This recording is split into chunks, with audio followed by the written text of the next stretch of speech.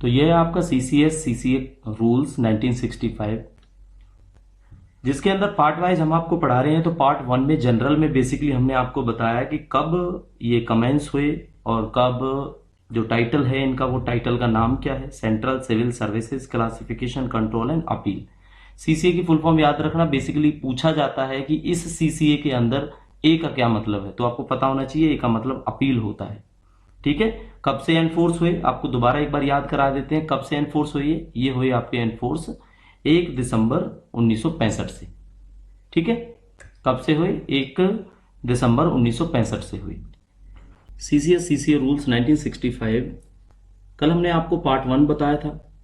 Part 1 के बाद आज डिस्कस करेंगे आपका पार्ट 1 का ही पार्ट है, दैट इज 2।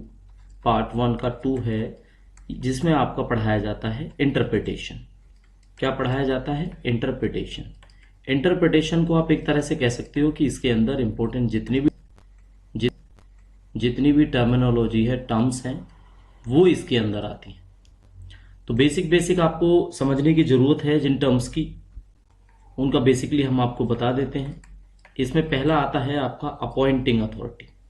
तो अपॉइंटिंग अथॉरिटी कौन होता है, जो आपको अपॉइंटमेंट दे रहा है, जो आपको अपॉइंट कर रहा है। तो appointing authority to make appointment to the service of which the government servant is for the time being a member और ग्रेड ऑफ द सर्विस। सीधी सी बात है, जिस टाइम पीरियड के अंदर आप सर्विस ज्वाइन करते हो, तो जो अथॉरिटी आपको एम्पावर करती है आपके अपॉइंटमेंट के लिए, वही होगी अपॉइंटिंग अथॉरिटी। ठीक है, तो अपॉइंटिंग अथॉरिटी नाम से ही क्लियर हो जाता है।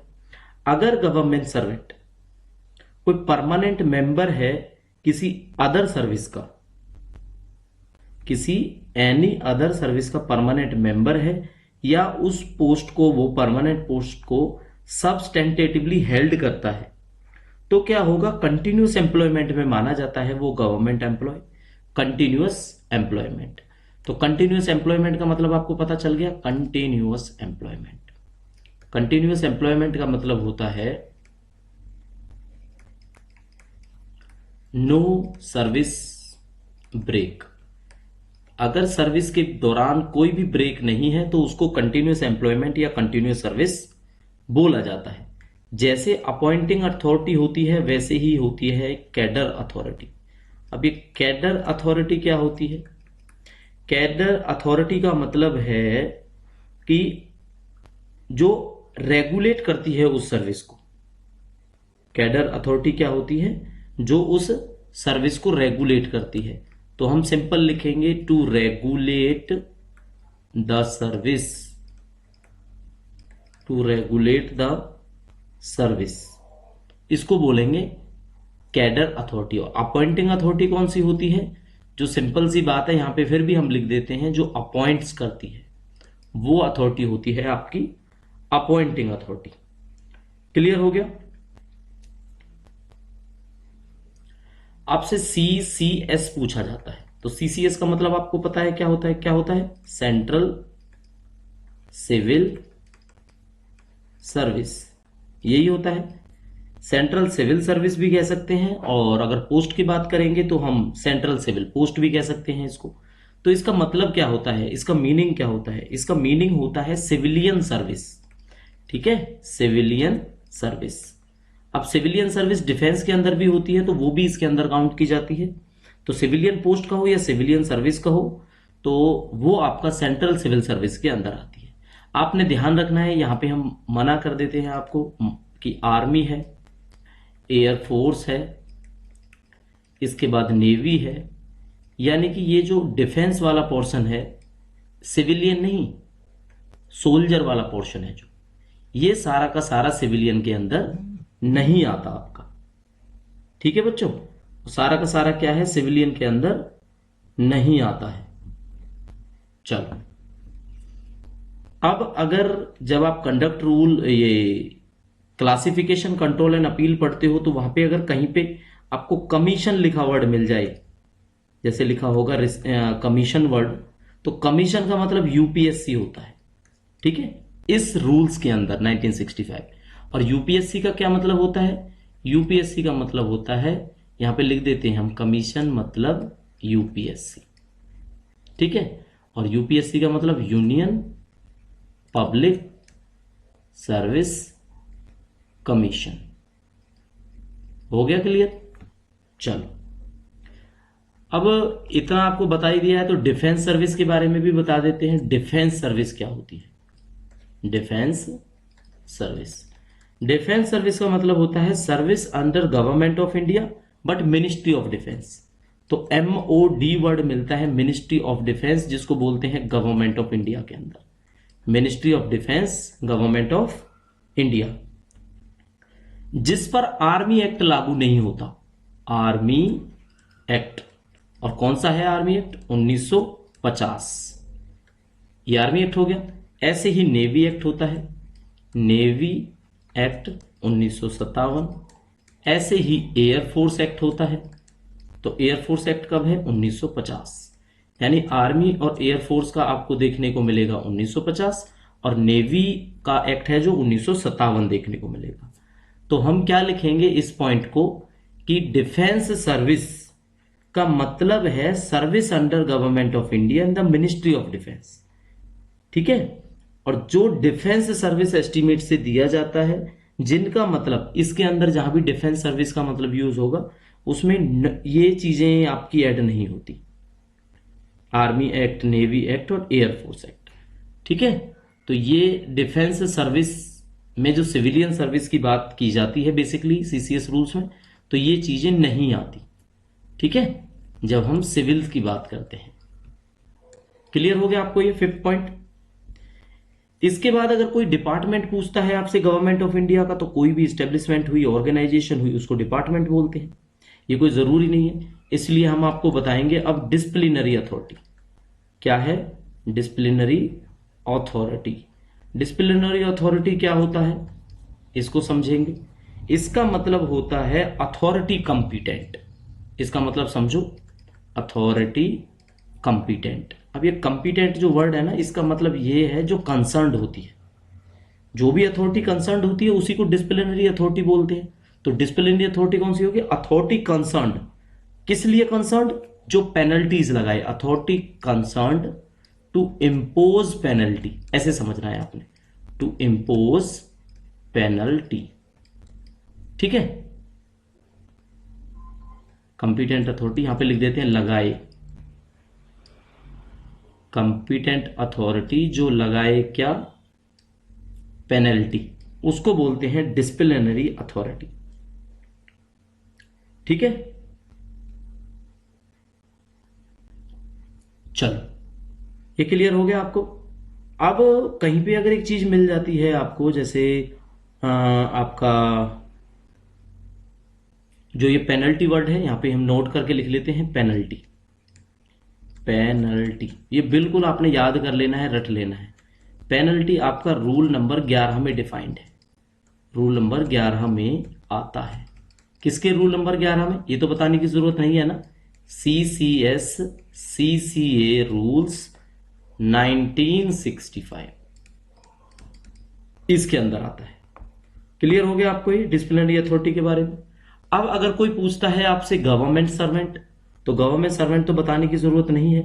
कोई मेंबर होगा किसी सर्विस का जो किसी पोस्ट को होल्ड करेगा, ठीक है, स्टेट गवर्नमेंट में, सेंट्रल गवर्नमेंट में, और दोनों इनमें से करता है, स्टेट, सेंटर या ऑटोनॉमस, तो उसको गवर्नमेंट सर्वेंट बोला जाता है। ठीक है,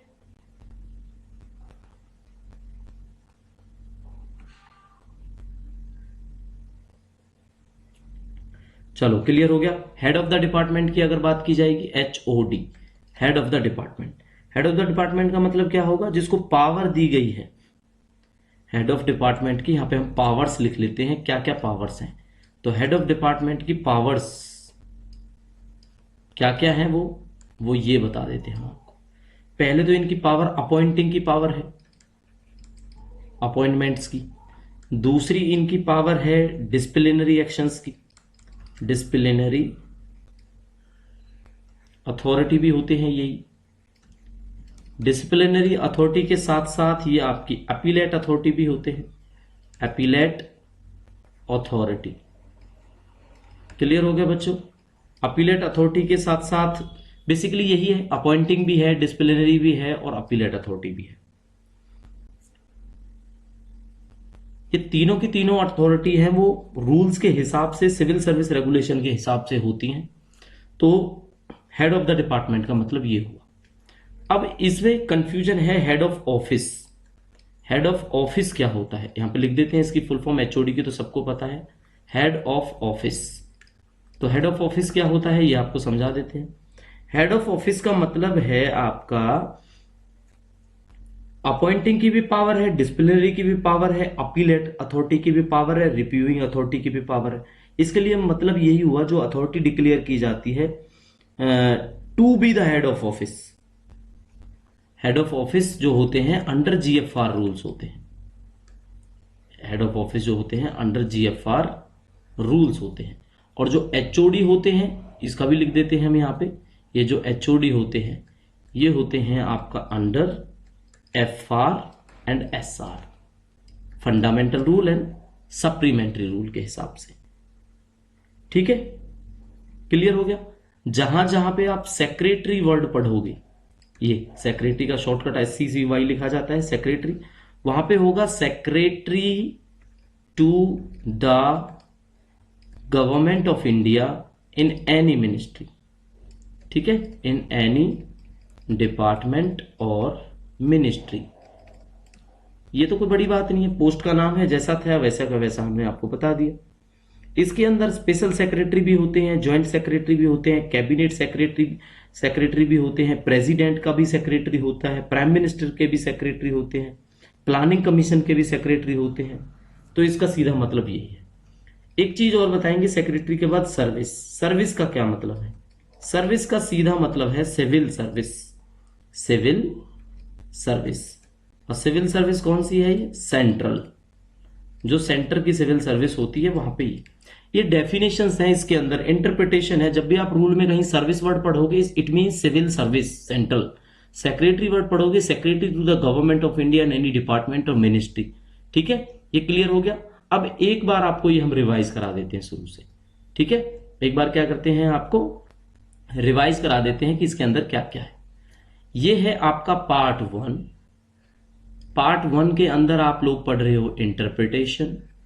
इंटरप्रिटेशन के अंदर पहली डेफिनेशन आती है अपॉइंटिंग अथॉरिटी, और अपॉइंटिंग अथॉरिटी वही होती है जो अपॉइंट्स करती है।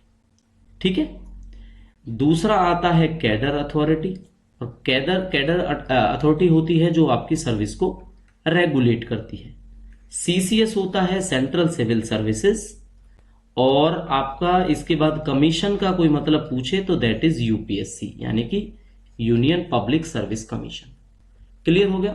इसके बाद आ जाएगा डिफेंस सर्विस। डिफेंस सर्विस में सिविल आता है। सिविल में आर्मी एक्ट, नेवी एक्ट और एयरफोर्स एक्ट लागू नहीं होते हैं।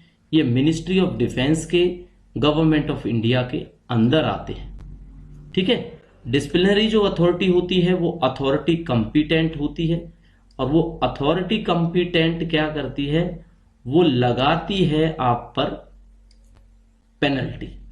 ठीक है, यहां पे इस वर्ड को समझ लेंगे, पेनल्टी लगाती है। क्लियर हो गया। पेनल्टी का क्या मतलब है? पेनल्टी का जो जिक्र है वो रूल नंबर 11 के अंदर है। इस चीज को आप नोट कर लेना। ठीक है, इसके बाद HOD आता है। HOD का क्या मतलब है? HOD का मतलब है जो अंडर फंडामेंटल रूल और सप्लीमेंट्री रूल, जो आपके FR है और SR हैं, इनके अकॉर्डिंगली अपॉइंटिंग अथॉरिटी का काम करे, डिसिप्लिनरी अथॉरिटी का काम करे और अपीलेट अथॉरिटी का काम करे। HO office, head of the office होता है, ये आपका अंडर GFR रूल काम करते हैं। सेक्रेटरी होता है, ये secretary to the government in any department या मिनिस्ट्री होता है। सर्विस का मतलब होता है civil service, that is central. तो सेंट्रल सिविल सर्विस को यूनियन सिविल सर्विस भी कह सकते हैं, बिकॉज यूनियन का मतलब संघ होता है, संघ। जैसे स्टेट का मतलब राज्य होता है, ऐसे यूनियन का मतलब संघ होता है, यानी कि संघ का मतलब होता है सेंटर। तो सेंट्रल सिविल सर्विसेज को ही सर्विस लिखा गया है यहां पर। तो ये इंटरप्रिटेशन है जो हमने आपको अभी तक समझाई। इस इंटरप्रिटेशन के बाद में आपका ये पार्ट क्लोज हो जाता है। बेसिकली जो जो चीजें हैं हमने आपको समझा दी हैं। अब ये कहां कहां एप्लीकेबल है आपके CCS CCA रूल्स, ये आपको बताने वाले हैं। Applicability of CCS CCA rules 1965। अब आपको कराएंगे इसमें हम रूल नंबर 3। रूल नंबर 3 में वैसे बेसिकली है क्या? रूल नंबर 3 में आपका एप्लीकेशंस है। एप्लीकेशन का मतलब क्या होता है कि किस किस पर ये अप्लाई होते हैं, किस किस पर अप्लाई नहीं होते। ठीक है, एप्लीकेशन कह लो या फिर आप ये कह लो कि अप्लाई टू। समझ में आ गया इसका मतलब क्या है? रूल 3 के अंदर एप्लीकेशंस हैं कि किस किस पर अप्लाई होता है, किस किस पर अप्लाई नहीं होता। तो सीधी सीधी बात है, किस किस पर होता है, तो यहां पे हम लिखेंगे होता है, अप्लाई होता है। क्या लिखेंगे? अप्लाई होता है। किस किस पर अप्लाई होता है? एक तो आपको पता है सिविलियन, गवर्नमेंट सर्वेंट हो गया आपका। सिविलियन गवर्नमेंट सर्वेंट के साथ साथ में होगा डिफेंस का सिविलियन। ये बात आपको हर जगह एज इट इज मिलेगी, सिविलियन तो होगा ही होगा, साथ के साथ डिफेंस का जो सिविलियन है वो भी होगा जिस पर यह अप्लाई होता है। तो एक नोट आपका ये हो गया, अप्लाई होता है। अब क्वेश्चन ये आएगा कि किस पर ये अप्लाई नहीं होता। ठीक है, नॉट एप्लीकेबल। अब आपने ये बताना है किस किस पर ये नॉट एप्लीकेबल। तो चलो देख लेते हैं किस किस पर ये नॉट एप्लीकेबल है।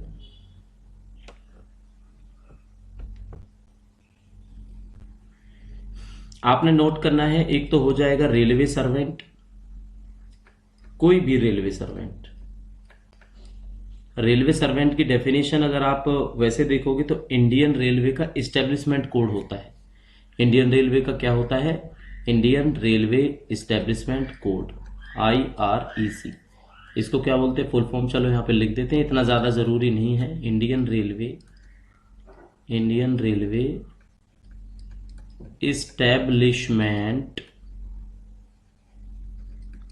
कोड हो गया। इंडियन रेलवे इस्टेब्लिशमेंट कोड इन पर ये लागू होता है। ठीक है, यानी कि रेलवे जो सर्वेंट की डेफिनेशन है वो आपको इंडियन रेलवे इस्टेब्लिशमेंट कोड के अंदर मिलेगी। ये एक वैसे पॉइंट था जो आपको बता दिया हमने बेसिकली। एक ऑल इंडिया सर्विस के जितने भी मेंबर्स हैं, ऑल इंडिया सर्विस ब्रैकेट में लिख देते हैं हम any member, all India service का एनी मेंबर, उस पर एप्लीकेबल होते हैं। एक आपका जो कैजुअल एम्प्लॉयमेंट के अंदर है, कैजुअल एम्प्लॉयमेंट।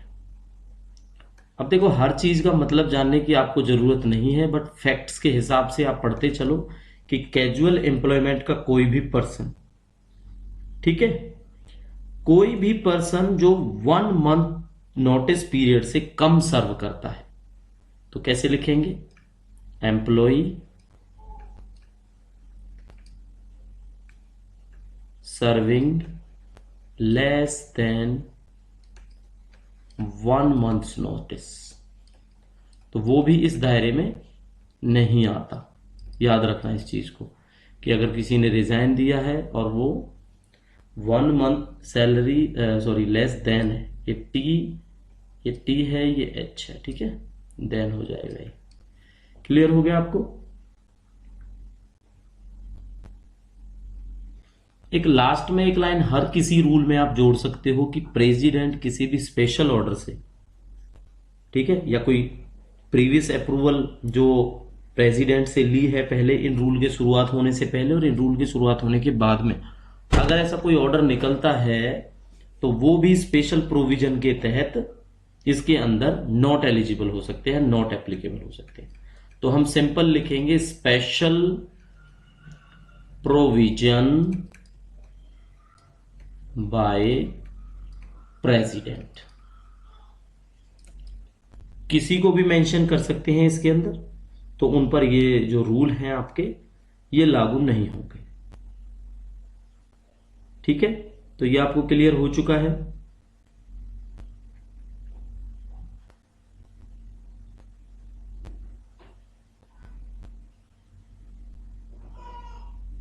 तो रूल 3 के अंदर आपने यही पढ़ना था जो हमने बेसिकली आपको बताया। ठीक है बच्चों, रूल 3 में क्या आता है आपका? एप्लीकेशन और अप्लाई टू आता है।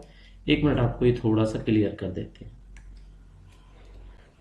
रूल 3 आप पढ़ोगे, रूल 3 में क्या है आपका? एप्लीकेशन है, किस किस पर एप्लीकेबल है? सिविलियन, गवर्नमेंट सर्वेंट और एक डिफेंस का सिविलियन। ठीक है। नॉट एप्लीकेबल किस किस पर है? यहां पे लिख लेंगे हम नॉट एप्लीकेबल। तो नॉट एप्लीकेबल में देखेंगे तो railway servant, all India service, casual employee, employ serving less than 1 month notice period, special provision by president. अगर उसके अंदर कोई एम्प्लॉय आता है तो वो भी। क्लियर हो गया आपको? अब नेक्स्ट क्वेश्चन देखते हैं। नेक्स्ट क्वेश्चन क्या है आपका, यानी कि नेक्स्ट जो रूल है आपके काम आएगा। तो नेक्स्ट रूल आप देख लेते हैं एक बार।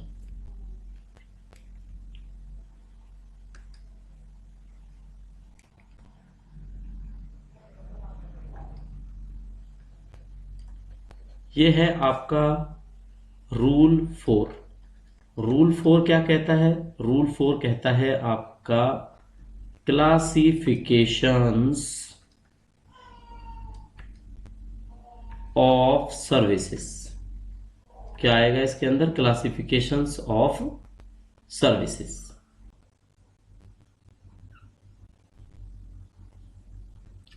क्लासिफिकेशन ऑफ सर्विस पढ़ते हैं हम रूल नंबर 4 के अंदर। रूल नंबर 4 कौन सा है? ये सीसीए रूल्स 1965 के अंदर आता है। तो देखो क्लासिफिकेशन में 2 पॉइंट है। क्लासिफिकेशन ऑफ सर्विस जो रूल नंबर 4 है, इसके अंदर आपके 2 पॉइंट्स हैं, that is 1 and that is 2।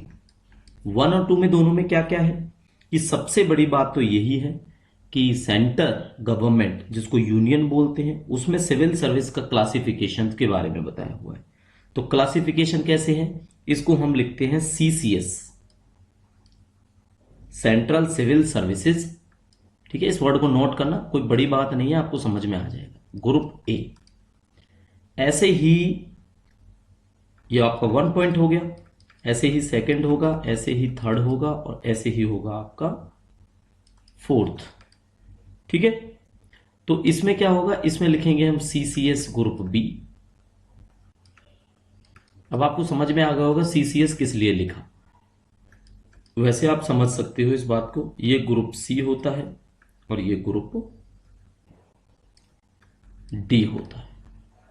ठीक है, चारों ग्रुप्स आपको पता लगे। दूसरा पॉइंट क्या कहता है? अगर सर्विस एक से ज्यादा ग्रेड को कंसिस्ट करती है तो डिफरेंट ग्रेड होंगे उस सर्विस के, उसको भी इस डिफरेंट ग्रुप में ऐड कर दिया जाता है। दूसरा कोई जरूरी नहीं है आपके लिए, बस क्लासिफिकेशन ऑफ सर्विस में अगर आपसे पूछा जाता है how many type of service are there, तो आंसर होगा 4।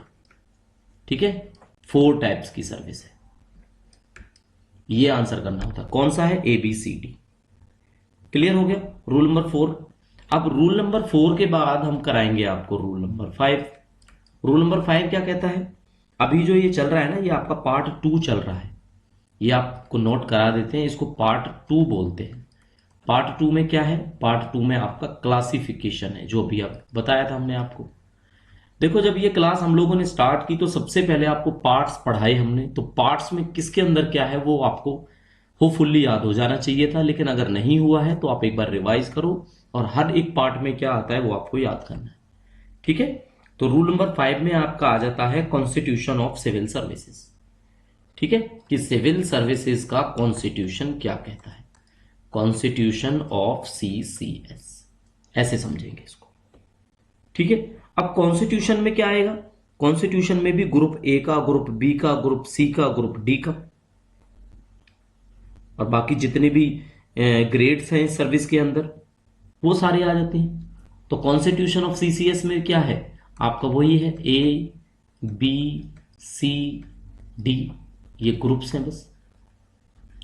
ठीक है, तो इन्हीं ग्रुप्स का, ग्रुप्स ABCD का कॉन्स्टिट्यूशन है इसके अंदर, संविधान है इसके अंदर। रूल 5 ज्यादा डीपली नहीं पढ़ाया जाता हमें, इसलिए हम इसको इतना ही याद रखेंगे, रूल 5। अब रूल 6 देख लेते हैं। 6 में क्या है? 6 में आपकी पोस्ट का क्लासिफिकेशन है। तो क्लासिफिकेशन ऑफ पोस्ट्स, पोस्ट का क्लासिफिकेशन कैसी है? अब ये भी group A, group B, group C, confuse मत होना इस चीज के अंदर। Group A, group B, group C, group D, ये सर्विसेज के भी ग्रुप हैं, पोस्ट के भी ग्रुप हैं। ठीक है, और आपकी सर्विस का तो हम बता ही चुके हैं आपको, सर्विस और पोस्ट दोनों के ग्रुप हैं, इसलिए आपको पता होना चाहिए, कंफ्यूजन इसमें कुछ भी नहीं होना चाहिए। ठीक है, तो क्लासिफिकेशन ऑफ पोस्ट अगर आपसे कोई पूछेगा तो भी आपने आंसर क्या देना है, आंसर आपने फिर यही देना है, group A, group B, group C, group D. ठीक है, डू कर लेना इसको। इस डू का मतलब है जैसा ऊपर जो चीज लिखी है वही नीचे है, यानी कि एक ग्रुप ये है, एक ग्रुप ये है, एक ग्रुप ये है, एक ग्रुप ये है, group A, group B, group C, group D. Exactly clear हो गया होगा आपको। अब इस 6 के बाद आप देखोगे एक 6A है, मैंने आपको बताया इसमें ज्यादा रूल्स का पार्टीशन नहीं है, लेकिन आपको समझना पड़ेगा 6A क्या कहता है। जो 6A रूल है आपका वो क्या कहता है, बेसिकली आपने देखना पड़ेगा, समझना पड़ेगा। जितने भी सिविल सर्विसेज, जितनी भी सिविल पोस्ट, चाहे क्लास 1 हो, चाहे क्लास 2 हो, चाहे क्लास 3 हो, चाहे क्लास 4, ठीक है। अब देखो, क्लास 1 ऑफिसर सुना होगा या क्लास 1 पोस्ट सुनी होगी, क्लास 2 बोलते हैं, क्लास 3 बोलते हैं और क्लास 4 बोलते हैं। बोलते हैं नहीं बोलते हैं? तो ये क्या है, क्लास 1 ये ए ग्रुप है, क्लास 2 ये बी ग्रुप है, क्लास 3 सी ग्रुप है और ये डी ग्रुप है। इजी है, इसमें याद करने में कोई बात नहीं। तो इसमें क्या कहते हैं कि इसके अंदर जो रूल्स हैं, ऑर्डर्स हैं, शेड्यूल्स हैं, नोटिफिकेशंस हैं, रेगुलेशंस हैं, सारी की सारी चीजें इन रूल्स को शुरू होने से पहले ही कमेंस हुई थी, इमीडिएटली। जितने भी सिविल सर्विसेज के क्लास 1, क्लास 2, क्लास 3 के रूल्स हैं, इन सब के रेफरेंसेस, इन सब के शेड्यूल्स के रेफरेंसेस, इन सब के नोटिफिकेशंस के रेफरेंसेस इमीडिएटली कमेंस हो गए थे इन रूल को बनाने से पहले। ठीक है, क्लियर हो गया आपको ये? इसी वजह से आपका group A, group B, group C और ग्रुप डी बना। क्लियर हुआ ना आपको? ये जो क्लास ए, बी, 1, 2, 3, 4 है, इसी से ए, इसी से बी, इसी से सी, इसी से डी हुआ। तो ये आपको 6A जो रूल है वो इसके बारे में बताता है, तो इस चीज को आप नोट कर लेना। ठीक है, बेसिक है, कोई डिफ्रेंशिएट करने की जरूरत नहीं है, कोई कंफ्यूज होने की जरूरत नहीं है। इस पार्ट के अंदर अभी ये कौन सा पार्ट है, ये हमारा पार्ट 2 चल रहा है। पार्ट 2 में क्लासिफिकेशन है, यही है ना, पार्ट 2 के अंदर क्या है, क्लासिफिकेशन। ये बार बार इसलिए लिख रहे हैं ताकि आपको याद हो जाए, आपके रट जाए, दिमाग में फिक्स हो जाए ये सारी चीजें। तो रूल नंबर 7 देख लेते हैं। रूल नंबर 7 क्या है, ये लास्ट है इसका रूल। इसमें है जनरल, इसको बोलते हैं जनरल सेंट्रल सर्विस। क्या बोलते हैं इसको, general central service. Central civil post किसी भी ग्रुप की इसके अंदर इंक्लूड नहीं की जाती। अगर इंक्लूड नहीं की जाती इसके अंदर तो उसको मान लिया जाता है कि वो जनरल सेंट्रल सर्विस के अंदर आता है। और अगर जनरल सेंट्रल सर्विस के अंदर कोई एम्प्लॉय अपॉइंट होता है तो उसको मान लिया जाता है कि वो सर्विस का मेंबर है। कब तक है, जब तक वो किसी एनी अदर सिविल सर्विसेज का उस सेम ग्रुप का मेंबर नहीं है। मतलब जनरल सेंट्रल सर्विस का उसको मेंबर मान लिया जाता है। कब तक मान लिया जाता है, जब तक वो किसी सीसीएस का, सेंट्रल सिविल सर्विसेज का मेंबर नहीं है। ठीक है, तो central civil post of any group जो सीसीएस में इंक्लूड नहीं की गई है उसको जनरल सेंट्रल सर्विस में इंक्लूड किया जाता है। आप समझ रहे हो ना? यहां पे लिख देते हैं हम हिंदी में, जो सर्विस सीसीएस में इंक्लूड नहीं है वो जीसीएस, जिसको बोलते हैं, ऊपर आप लिखा भी हुआ है जनरल सेंट्रल सर्विस, में इंक्लूड माना जाता है, में इंक्लूड माना जाता है। ठीक है, ये क्लैरिफिकेशन थी इसके अंदर जो आपको समझानी थी। तो आपको क्लियर हो गया होगा जनरल सेंट्रल सर्विस होता क्या है। अभी देखो बच्चों, आपने करना क्या है, इसके अंदर पार्ट्स हैं, हमने आपको पहले ही समझाए थे। कितने पार्ट्स हैं इसके अंदर? इसके अंदर टोटल 9 पार्ट्स हैं आपके। ठीक है, 9 पार्ट्स में से पहले वाला पार्ट जनरल का था। एक मिनट, अभी आप चलो रिवीजन समझ लो चाहे इसको। ये पहले वाला पार्ट है जो हमारा जनरल का था। दूसरा वाला जो पार्ट है वो क्लासिफिकेशन का था, हम आपको करा चुके हैं क्लासिफिकेशन का। इस चैप्टर के अंदर इंटरेस्टिंग ना सबसे ज्यादा जो होता है वो होता है पेनल्टीज एंड डिसिप्लिनरी अथॉरिटी, जो कि पार्ट 5 में आता है। 6वें में होता है कि पेनल्टी लगानी कैसे है। 7वें में अपील, ठीक है, 7वें में अपील। तो अगर देखोगे ना 5, 6, 7 सबसे ज्यादा इंपॉर्टेंट है। फिर सस्पेंशन का अगर सवाल आता है तो पार्ट 4 में है, जैसे सस्पेंड करते हैं किसी एम्प्लॉय को, तो वो चीज है। तो अब जब हम नेक्स्ट क्लास लेंगे आपको 3rd में समझाएंगे अपॉइंटिंग अथॉरिटी। 3rd में किसको समझाएंगे? Appointing authority. ठीक है, यहां पे लिख देते हैं, ये पार्ट्स हैं आपके, पार्ट्स 1, 2, 3, 4। तो ये जो अपॉइंटिंग अथॉरिटी है ये 3 के अंदर है। उसके बाद 4th में आपका सस्पेंशन आता है। क्या आता है? 4th में सस्पेंशन आता है। तो सीसीए रूल्स की क्लास अच्छी लगी हो तो बच्चों लाइक जरूर करना। मेनली आपको क्या बताना है, अब एक नए तरीके से हम क्लास स्टार्ट करने वाले हैं, आपको जस्ट हमारे चैनल पर देखने को मिल जाएगी या मिल गई होगी। उसके अंदर क्या है, उसके अंदर एक नई चीज है, जब आप वीडियो देखोगे आपको पता लगेगा। एमसीक्यू बेस्ड प्रैक्टिस क्वेश्चंस हैं विद थ्योरेटिकल एक्सप्लेनेशन। मतलब एक क्वेश्चन होगा आपके सामने, उसके ऑप्शंस होंगे, आंसर हम बता देंगे, आंसर बताने के बाद उसका डिटेल्ड थ्योरी, ताकि उससे संबंधित सवाल कभी भी आएगा या थ्योरी को याद करने का वो बेटर तरीका है। अगर आप देखोगे ना, या तो थ्योरी को पढ़ के एमसीक्यू करो या एमसीक्यू करते करते थ्योरी पढ़ो, तो 2 अलग अलग तरीके हैं, जो आपको बेटर लगे आप कमेंट करके बता सकते हैं। ठीक है बच्चों, तो ये क्लास आपकी आज यहीं पे कंक्लूड करते हैं। अगर आपने, किसी बच्चे ने हमें ज्वाइन करना है, बैच को ज्वाइन करना है, तो जो आपके लिए डिस्काउंट था, जो ऑफर था, वो हमारा लास्ट हो चुका है कल। ठीक है, कल यानी कि 15 जुलाई को। अब इसके बाद क्या है, अब फर्दर कोई ऑफर नहीं है। अगर आपने ज्वाइन करना है टेलीग्राम चैनल पर जाओ और टेलीग्राम चैनल पर जाकर आप बैच 2.0 को ज्वाइन कर सकते हो, जो ना केवल एम सीआरई के लिए बना है, बाकी किसी भी ऐसी पोस्ट के लिए जहां पर general administration and CCS rules पूछे जाते हैं, आप जाके ज्वाइन कर सकते हो। अब आप पर डिपेंड करता है, अब ऑफर की कोई लास्ट डेट नहीं है, बट रेट हैं जो हाइक हो गए हैं, आप जाके चेक कर सकते हो कि कितने हाइक हुए हैं। ठीक है, और ज्वाइन करना है नहीं करना है आप हमें बता सकते हो, ईमेल कर सकते हो, कांटेक्ट करके पूछ सकते हो। तो मिलेंगे नई क्लास में, तब तक के लिए thank you and see you soon.